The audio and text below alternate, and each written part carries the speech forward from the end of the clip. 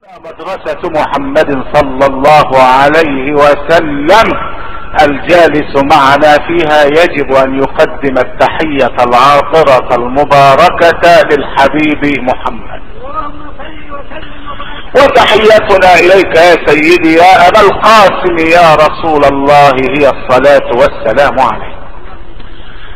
معشر الاخوة الاعزاء، مع الدرس 54 نتكلم عن صيام الكفارات بعد ان نقدم للنبي افضل السلام واطيب الصلوات. اتكلمنا فيما مضى عن صيام كفارة الظهار، اللي يقول لمراته انت على كظهر امي، او بالبلدي تحرم عليا ام اختي، الكلام اللي هو ماشي البدع المنكرة اللي ماشية اليومين دول. كل من يثبت ان هو راجل بيمين الطلاق، ويمين الطلاق عمره ما يثبت رجوله، لان يمين الطلاق هو يمين الفساق. اسأل الله العفو والعافية. الكفارة بتاعت الظهار قلنا تحرير رقبة، او يصوم شهرين متتابعين، ان لم يستطع فعليه ان يطعم 60 مسكين. لا قادر يعتق ولا قادر يصوم ولا عنده فلوس يطعم مسكين واحد، يبقى عليه انه هو يتوب الى الله توبة نصوحا لغاية ربنا ما يوسع عليه ويبقى يطعم 60 مسكين. طيب الكفارة الثانية اسمها كفارة افطار رمضان عامدا متعمدا ولو يوم واحد. دي عبارة عن انسان متزوج ولكنه لم يراعي حدود الله في صيام رمضان، فجامع امرأته في نهار رمضان، يبقى عليه نفس الكفارة الا على المصاهر. يا يصوم شهرين متتابعين بشرط ما يكونش فيهم يوم من ايام الاعياد، يعني ما يعملش بقى ان هو واد مفتح وابن بلد ويجي على ذي القعده يصوم ذي القعده كله وداخل عليه ذي الحجه يوم يفطر اول يوم العيد وثاني يوم وثالث يوم ورابع يوم ويقول ده الصيام في الايام الاربعه دي حرام. لا، ما تنفعش الكفاره، لابد يكونوا الشهرين خاليين من الايام التي حرم الله صيامها. شبهت دي شهرين متتابعين. ليه؟ لانه لم يراعي حدود الله. طب وفيها ناس بتعمل كده في رمضان؟ هو ده الصايم يعني بيبقى راجل متروحن وبيبقى راجل صافي لله، مفيش حتى نفس للمسألة دي. قال لك فيها ناس خايبة كتير، يجي في شعبان ويتجوز. خيبة في البعيد، هو يعني خلاص مفيش في السنة غير شعبان عشان تتجوز فيه، فيدخل شعبان مع رمضان يبقى رمضان بالنسبة له شهر عسل، ينسى حق الله ويباشر الحقوق اللي ربنا حرمها في نهار رمضان. ثم ربنا قال احل لكم ليلة الصيام الرفث الى نسائكم. والله العظيم يا رجال ربنا ما خلى الواحد عذر ابدا، الذين يسر ودينه سهل، وقال وما جعل عليكم في الدين من حرج. واحد يقول لك عايز اشرب خمره، يقول لك لا ربنا حرم الخمره، انما انا عايز اشرب حاجه، اشرب عصير قصب. كل العنب قبل ما يتنيل اتخمر، كله طازه، في جلوكوز، في مواد غذائيه، كله. اشرب عصير منجا، اشرب ميه، اشرب البيبسي كولا، اي حاجه، المهم اشرب من امتحانك، المهم ابعد عن ربنا حرام. طيب ربنا قبل حرم الزنا اباح الزواج، قال ومن آتي ان خلق لكم من انفسكم ازواجا لتسكنوا اليه. ومش كده وبس، ده النبي قال وفي بضع احدكم صدقه، كل ما نام مع امراته للصدقه، كل ما نام مع امراته للصدقه. حتى ان الصحابه استغربوا للنبي لما قال الكلمه دي، ما توحدوا لا اله الا الله. قالوا يا رسول الله ياتي احدنا شهوته ويكون له بذلك صدقه، قال لهم ارايتم ان وضعها في حرام هيكون عليه وزر ولا لا؟ ايوه عليه وزر. يبقى لما ياتي الحلال ربنا يديله اجر. يعني ما فيش حاجة ربنا حرمها الا لما اوجد البديل. حرم الربا احل البيع، قال واحل الله البيع وحرم الربا. مش لاقي جواز صوم، بس لما الصوم تفطر فطار زي النبي ما وصى. مش تصوم وتيجي المغرب تجيب كيلو كبده ولحمه وكباب مشوي. طب انت عملت ايه؟ ما انت ضحت فائده الصيام. لا، ثلث لطعامه وثلث لشرابه وثلث لنفسه.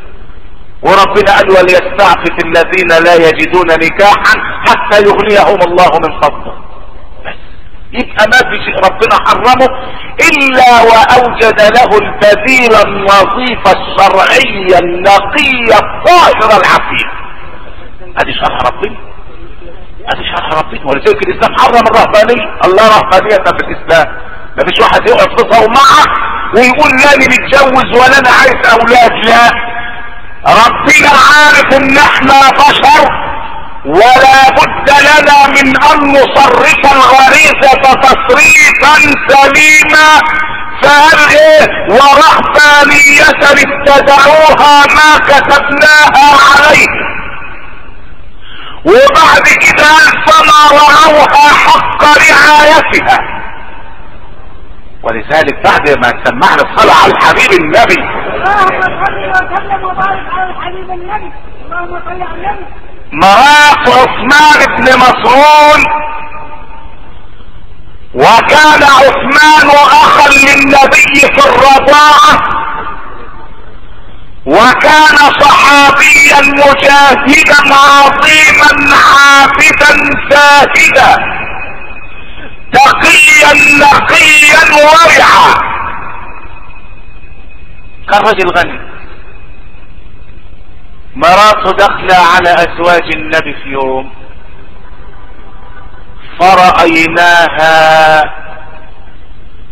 نساء النبي رأيناها في حالة رثة، جلبيها لنفسها أزيمة ومتبذلة، يعني بين عليها البؤس.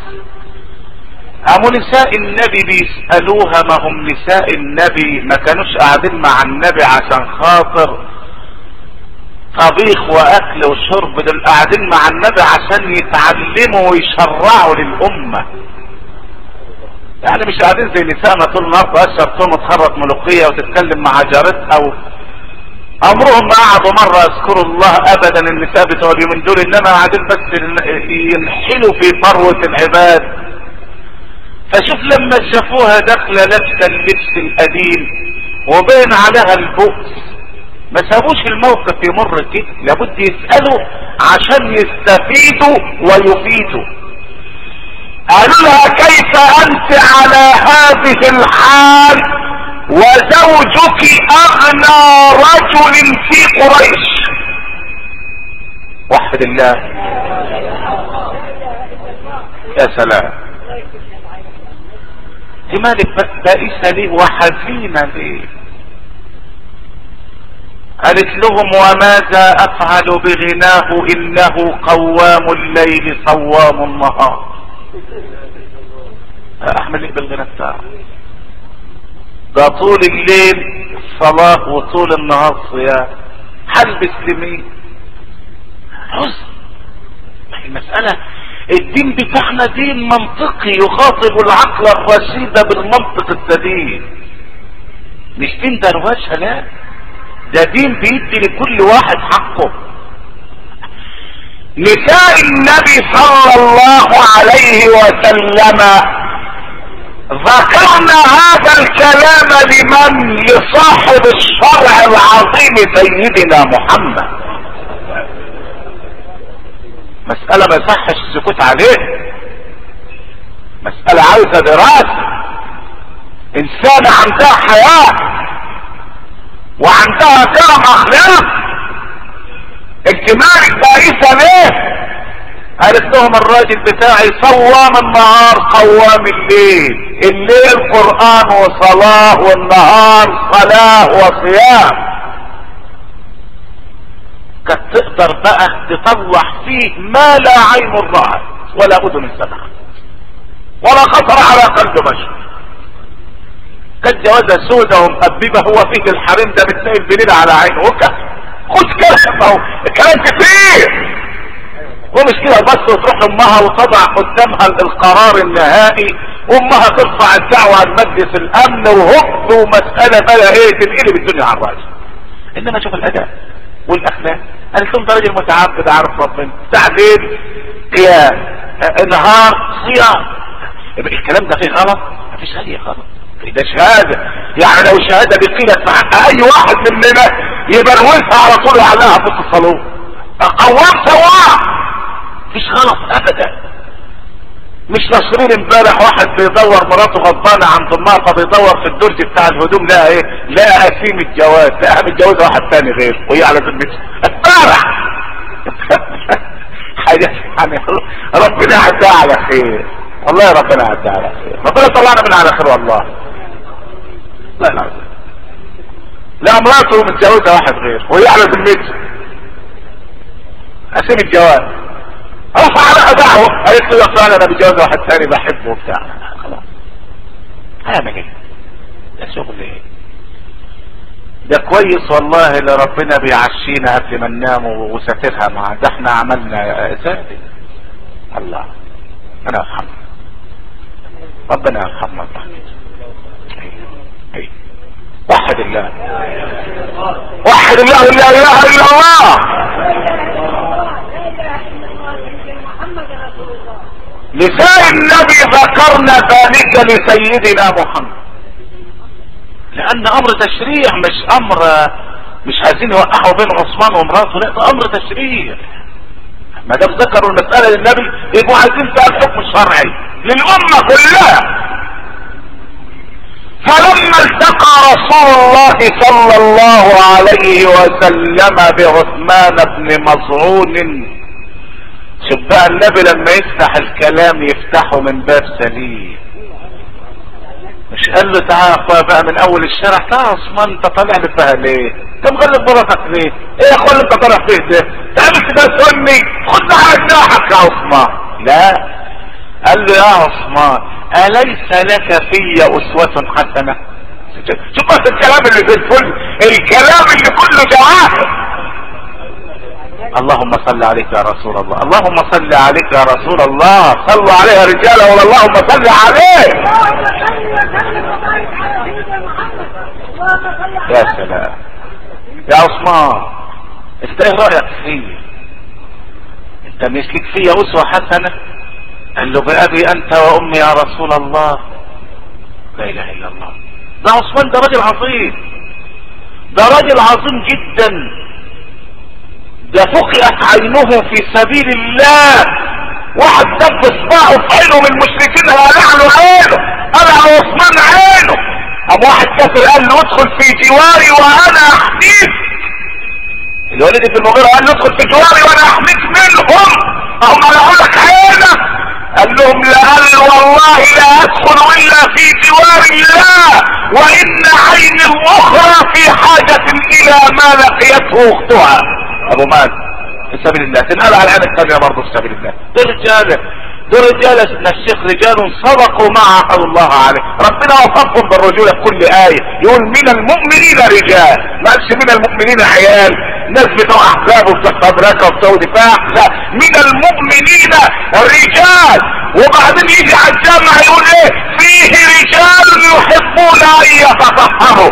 يجي على اثر يقول ايه؟ رجال لا تلهيهم تجارة ولا بيع عن ذكر الله. وانت بالك ان كلمة رجل دي كلمة شوية؟ لا، ده كلمة خطيرة. ده رجالة بالتالي ما تنشئ. النبي ما عاد يؤتى بالرجل العظيم السمين يوم القيامة لا يساوي عند الله جناح بعوضة، طويل وعريض وهيئة وهيلمان ومجلس ممكن ولازمة طلياني ونضارة بيرسل وزرار عين الكتكوت وكعب كوباية وكم نربي. مفيش حاجة، مفيش حاجة ربنا ابدا. وحد لا اله الا الله.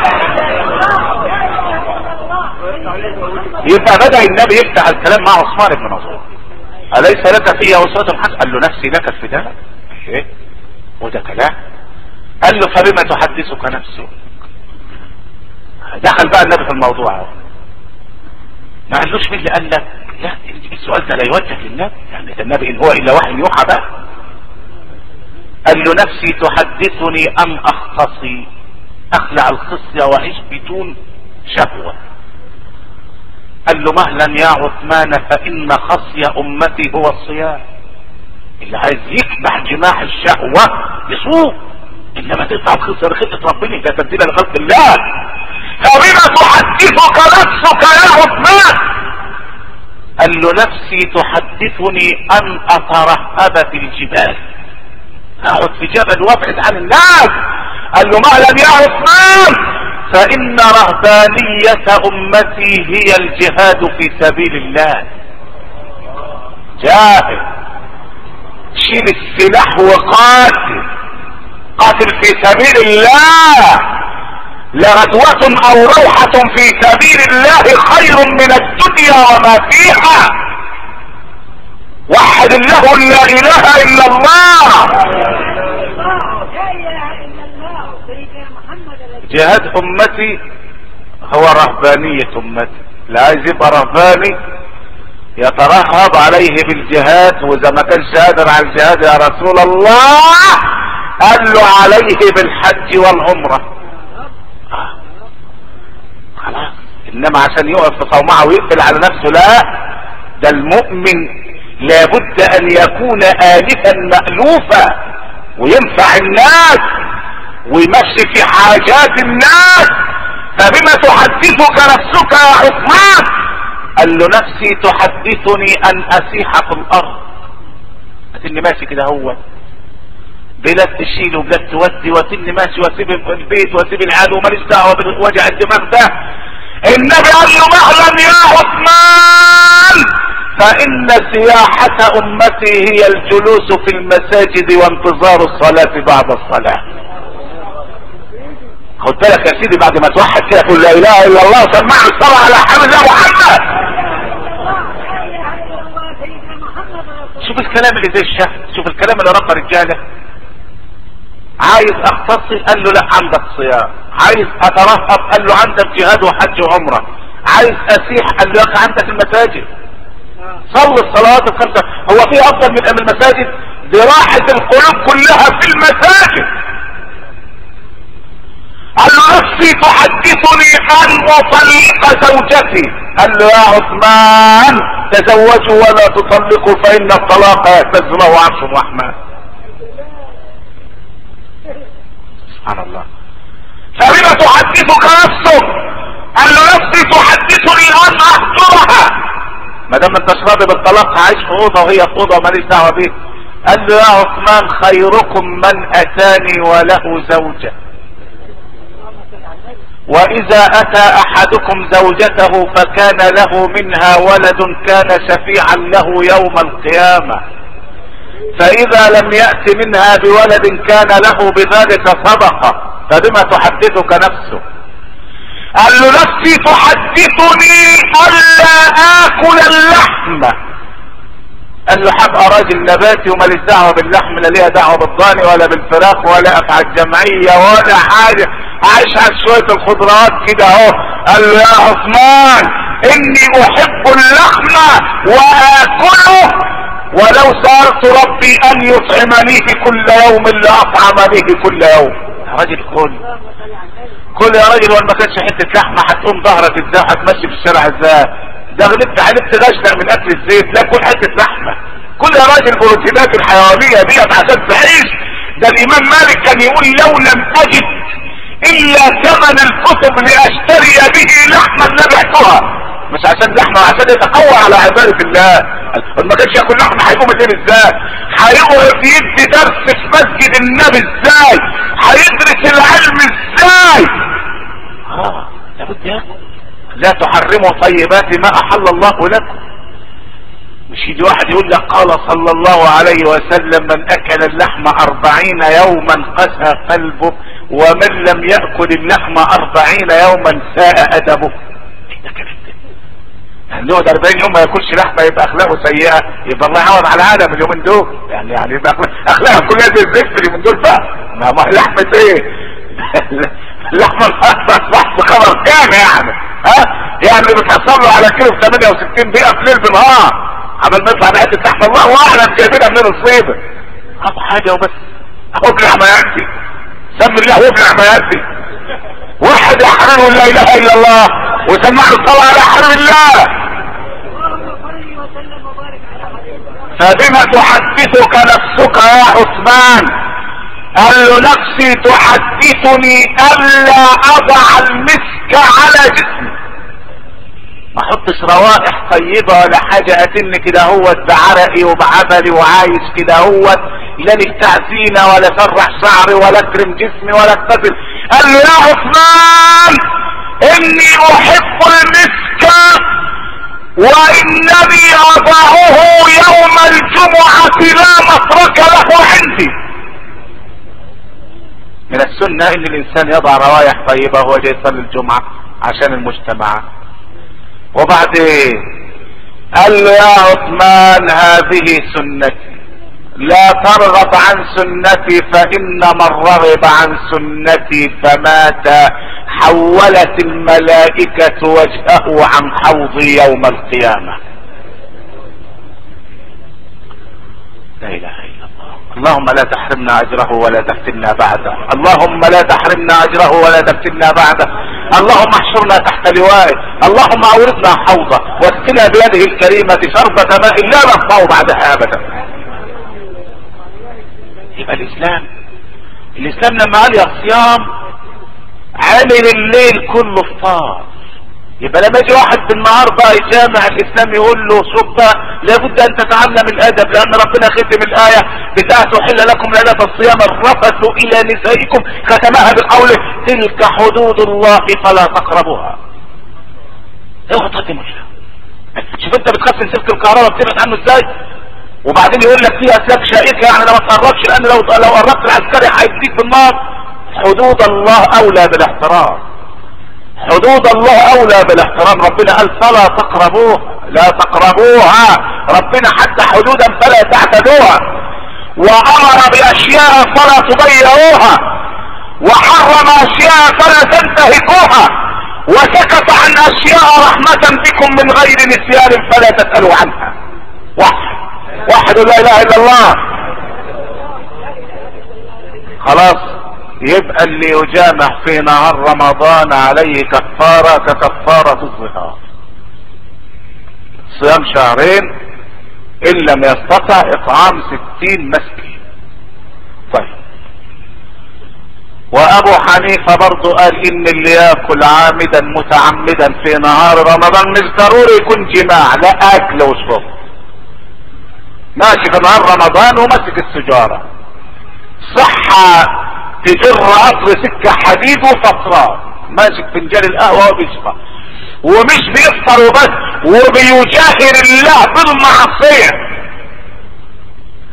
يغفر الله للمذنبين الا المجاهرين، اللي هو يتحدى الله بالمعاصي، اللي قدام الناس وبيشرب قهوة، قدام الناس بيشرب مية، قدام الناس بيتعمد المعاصي. والله العظيم ربنا بيقول كلا لما يقضي ما امره، لو غبي يعبدني طول حياته مش هيأدي الامر اللي انا امرته له، مش هيأدي شكر نعمة بس، نعمة من نعم الله. ولذلك سيدنا المسيح على نبينا وعليه الصلاة والسلام مر بقوم يعبدون الله، قال لهم ماذا تفعلون؟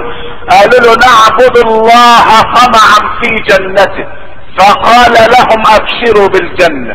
مر بناس تانيين لهم بيعبدوا الله، لما تعبدون؟ قالوا له نعبد الله خوفا من ناره، قال لهم ابشروا فقد وقاكم الله شرها. مر بقوم يعبدون الله فقال لما تعبدون الله؟ قالوا له لا خوفا من نار ولا طمعا في جنة، انما نعبد الله حبا في ذات الله. تعرف المسيح قعد معاهم وقال لهم انتم اولياء الله حقا.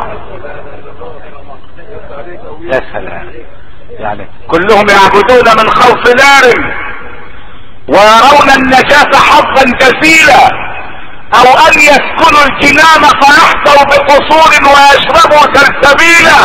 ليس لي في الجنان والنار حظ انا لا ابتغي بحبي بديلا.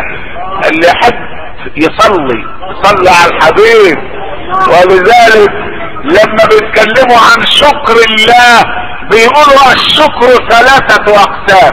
شكر العوام وشكر الخواص وشكر خواص الخواص بتوع درجة امتياز. اللي بيشكر ربنا على نعمه 3 اقسام.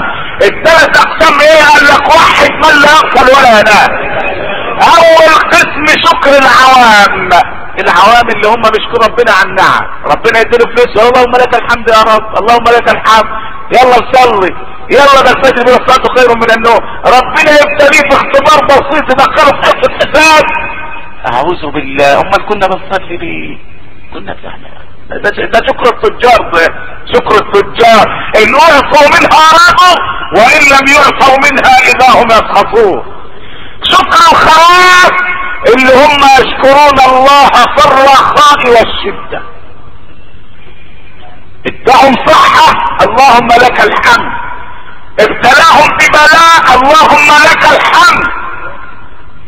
بس يعني بتطلع من القلب، مش لما ياكل حتتين ديك رومي وش زي الحال اللهم لك الحمد يا رب، اللهم لنا نحن، يبقى متغذي مش زي الحال. الحمد لله، عيش اخرتها الموت، اهو مرار. ده بالله عليك ده اسمه حمد؟ ده حاجه غريبه، حاجه غريبه. شكر خواص الخواص انهم لا ينظرون للعطاء انما ينظرون لمن اعطى. يشوفوا مقام المعطي شكله ايه، مقامه عالي ومقامه كريم. كان الواحد منهم يقول لله تعالى اريدك لا اريدك للثواب ولكني اريدك للعقاب، فكل مطالبي قد نلت منها سوى ملزوز وجهي بالعذاب. يقول له حتى العذاب منك كويس، ما دام منك انا عايزه. اذا كانت الست بتقول كله في حبك يهو وده في حب الشيطان، فما بالك بحب الرحمن؟ اذا كنت بتقول في حب الشيطان كله في حبك يهو، فما بالك بحب الله بحب الرحمن. ولذلك سيدنا الامام القاسم بن جنيد راى رجلا يبكي عرقا. ما توحد الله، وحد الله كده يا مسلم، لا اله الا الله. اغسل قلبك بغسيل الكوثر.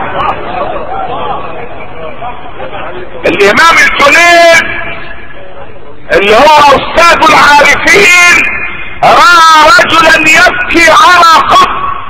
قال له ما يبكي؟ قال له صاحب هذا القبر كان حبيبي صديقي ومات. تعرف رد؟ قال له الناس دول كان ربنا مديهم الحكمه في كل الكلام. قال له لو انك احببت حبيبا لا يموت ما عذبت نفسك، ولكنك لما احببت حبيبا يموت عذبت نفسك. لو كنت انت حبيت اللي ما بيموتش ابدا اللي هو الله كنت تشعر بحلاوة المحبة، انما انت حبيت واحد مات، حبيت واحد مات. ولذلك اللي بيحب ربنا ربنا بيديله كشف في قلبه، بيديله حاسة سادسة يرى ما لا يرى للناظرين. يعني سيدنا النبي محمد كان لما يقف فيهم عشان يصلي امام كان يقول لهم استقيموا وتراصوا فاني اراكم من وراء ظهري.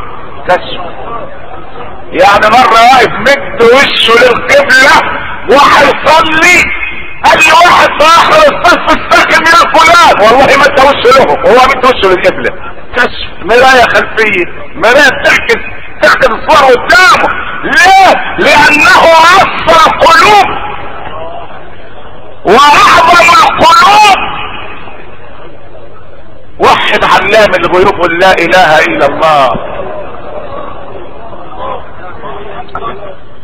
سيدنا ابو بكر ربنا اداله كشف عظيم وهو بيموت، عائشة بتقول له يا ابتاه استدعي لك الطبيب. قال لها لقد لقيت الطبيب. امتى؟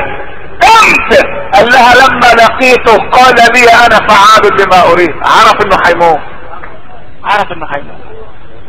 لو كان واحد مننا قال لها روحي تستلي هاتي لي 100 دكتور، يا انا اللي هموت يا انا يا ساتر. لا لا لا واضح كم لقاءه ابراهيم عليه الصلاة والسلام بيقول لملك الموت ارايت خليلا يميت خليلا، ده تبسط مع ملك الموت، يعني دخل مع ملك الموت في كلام، مش ارتبك وارتعد وايه الحقوني، لا قال له ارايت خليلا يميت خليله. قام ربنا قال لابراهيم، قال لملك الموت يا ملك الموت قل لابراهيم ارايت خليلا يكره لقاء خليله. اخر عظم، هو في عظمه احسن من لقاء الله سبحان الله. رجوع العبد الطائع الى ربه كرجوع الطفل التائه الى احضان امه.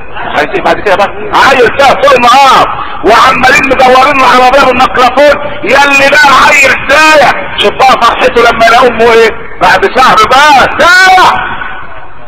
احنا تايهين بقالنا 40 سنه و50 سنه، يعني طول عمر توهات. شوف بقى لما نرجع بقى لاحضان الام فما بالك بمن هو ارأف بالانسان من الام بولدها. رجوع العبد الطائع الى ربه كرجوع الطفل التائه الى احضان امه.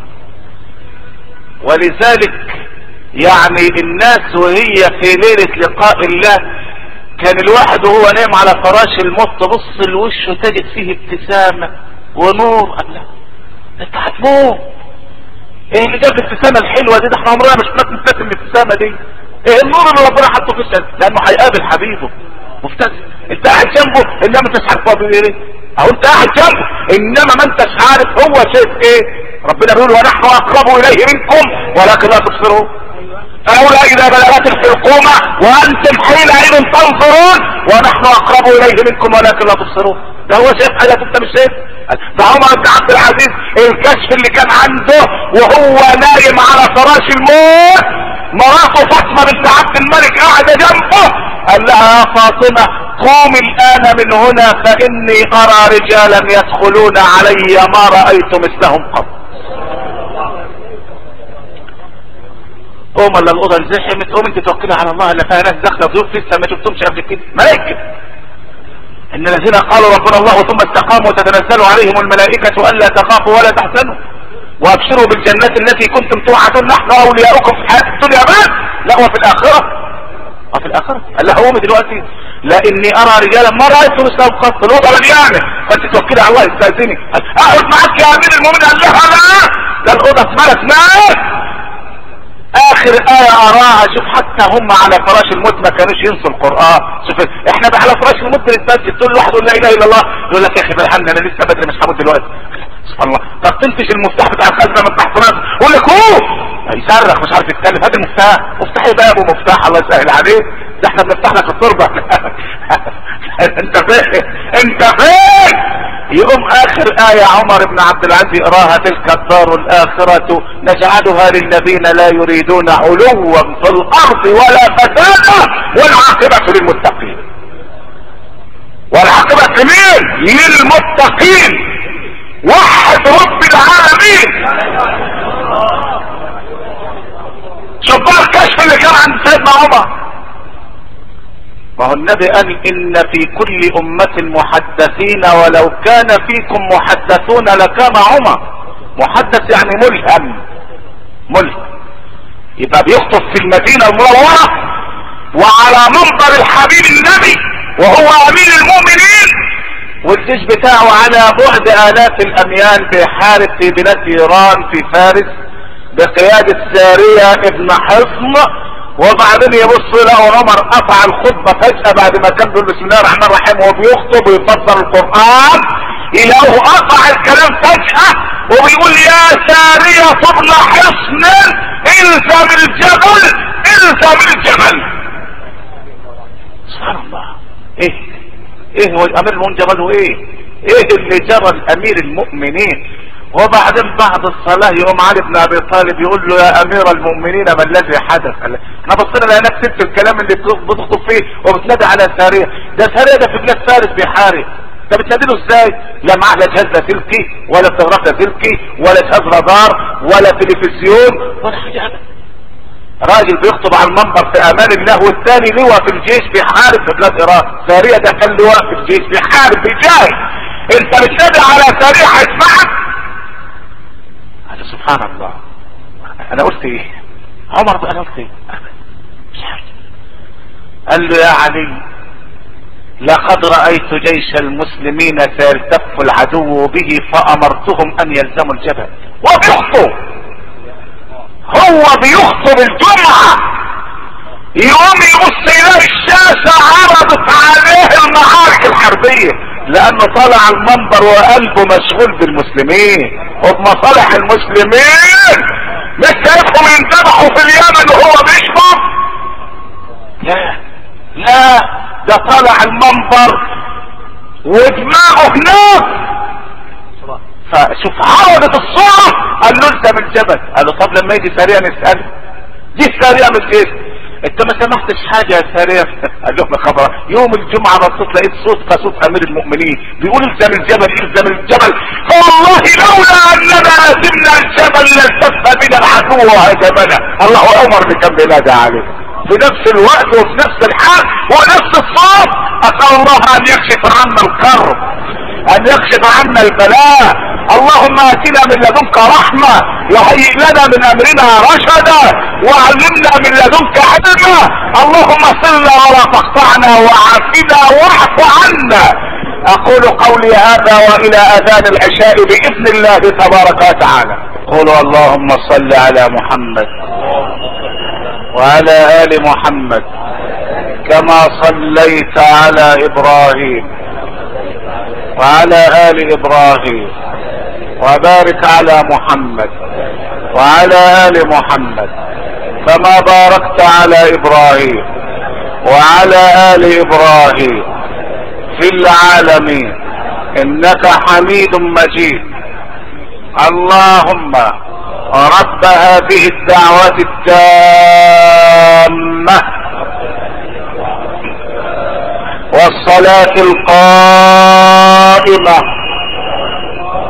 آت محمدا الوسيلة والفضيلة وابعثه مقاما محمودا الذي وعدته.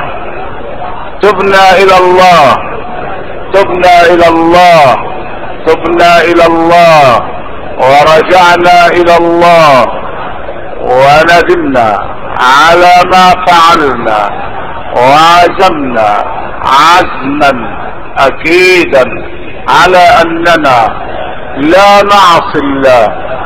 اللهم لا تدع لنا في هذه الليلة العظيمة ذنبا الا غفرته ولا كربا الا فرجته ولا عيبا الا سترته ولا دينا الا اديته ولا مريضا الا شفيته ولا ميتا الا رحمته ولا غائبا الا رددته.